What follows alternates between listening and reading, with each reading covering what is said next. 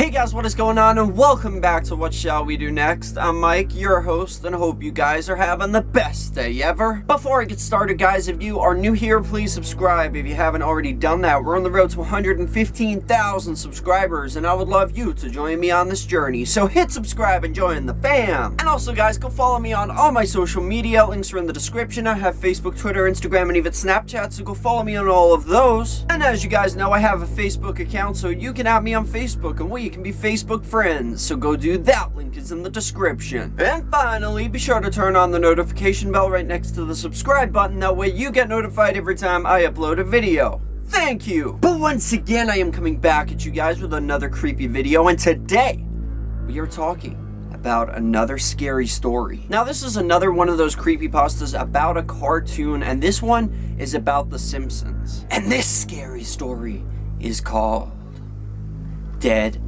BART. So the story of Dead BART is posted on scaryforkids.com, and Dead BART is a creepypasta story about a lost episode of The Simpsons that is rumored to exist. But enough of the jibber jabber, let's get right over to the story.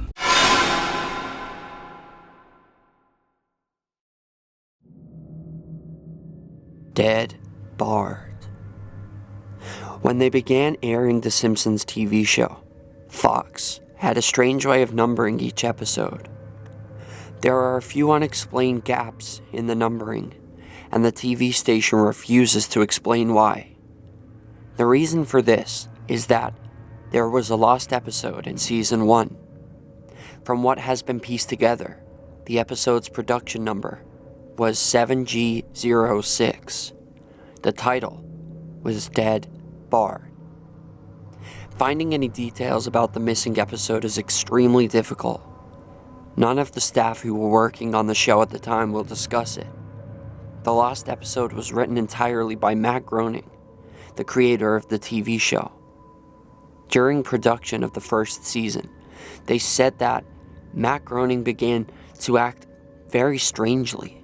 He became unusually quiet, nervous, and withdrawn. The episode labeled 7G06, Moaning Lisa, was made later and given Dead BART's production code to hide the latter's existence. When anyone involved with The Simpsons was asked about this, they suddenly became extremely angry and refused to talk about it. They even went so far as to forbid anyone from communicating directly with Matt Groening. In fact, when the show's producer was given a presentation at an event, someone in the crowd asked about the rumored lost episode. The producer immediately walked out off the stage, ending the Q&A session halfway through. A few years ago, I was attending a fan convention where Matt Groening was invited to speak to the crowd. After the event, I managed to follow him backstage and had a chance to talk to him alone, just as he was about to leave. When I happened to mention the lost episode, all color suddenly drained from his face, and he began to tremble. I pressed him for details, but he sounded like he was on the verge of tears. He quickly grabbed a piece of paper, scribbled something on it, and thrust it into my hand. After begging me to never mention the lost episode again, he rushed out of the building. Looking down at the piece of paper I was holding, I noticed that it had a website address on it. When I got home, I typed the URL into my browser, and it brought me to a website that was completely black, except for a single link. As soon as I clicked on the link, a video file started downloading. When I clicked play, I realized it was an episode of The Simpsons. The title of the file was Dead BART. The episode started off like any other, but the quality of the animation was noticeably poor. The first half of the episode was pretty normal, but the way the characters behaved was very odd. Homer seemed much more angry than usual. Marge just looked incredibly depressed, and Lisa seemed stressed out and nervous. The most disturbing thing was that Bart seemed to be seething with anger and hatred for his parents. The plot of the episode involved the Simpsons going on vacation. The plane was taking off, and Bart was fooling around, as usual. However, when the plane was about 50 feet off the ground, Bart broke a window and was suddenly sucked out. The next scene showed Bart's dead body lying on the airport runway. He was barely recognizable, and the animation showed an almost photorealistic drawing of his twisted and mangled corpse. The second half began with Homer, Marge, and Lisa sitting around their kitchen table, sobbing and crying. As the crying went on and on, it became more pained and more realistic. The animation started decaying, and you could hear strange murmuring in the background. The characters could barely be made out. The screen was stretching and blurring, making them look like deformed shadows with random bright colors thrown on them. There were also faces in the window, flashing in and out, so you were never sure what they looked like. This unnerving sobbing and crying went on for almost the entire second half.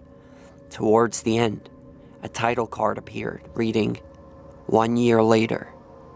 Homer, Marge, and Lisa were still sitting at the table, but now they were shockingly thin. They looked almost like skeletons, and there was no sign of Maggie or the pets. Homer, Marge, and Lisa decided to visit Bart's grave. Springfield was completely deserted, and as they walked towards the cemetery, all of the other houses seemed to be crumbling and abandoned. When they finally reached the grave, Bart's body was just lying in front of his tombstone, looking just like it did before. The Simpsons just stood there, staring at Bart's bloody corpse. The camera zoomed in on Homer's face, and his mouth began moving, but you couldn't hear what he was saying. The camera zoomed out again, and the episode came to a close. There were no credits. The camera just lingered on the tombstones in the background. Each tombstone had the name of every Simpsons guest star engraved on it. Some that no one had heard of in 1989. Some that haven't even been on the show yet. All of the names had a date of death engraved next to them. For guests who have died since then, like Michael Jackson and George Harrison, the dates of their death were exactly correct. The final image was of the entire Simpson family sitting on their couch, their bodies mangled and lifeless. All of this was drawn in the same hyper-realistic style that had been used on Bart's corpse. When the episode finished, a thought suddenly occurred to me. You could try and use the tombstones to predict the death of people who have guest starred on The Simpsons who are still alive. However, there was something very odd about most of the guest stars who haven't died yet. All of their deaths are listed as the same date.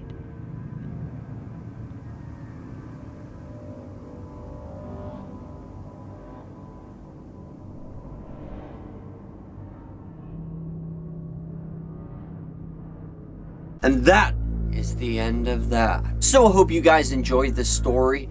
Very disturbing, kind of reminds me of the Ed, Edd n Eddy and the SpongeBob and all the other ones I've done, like Lost episodes.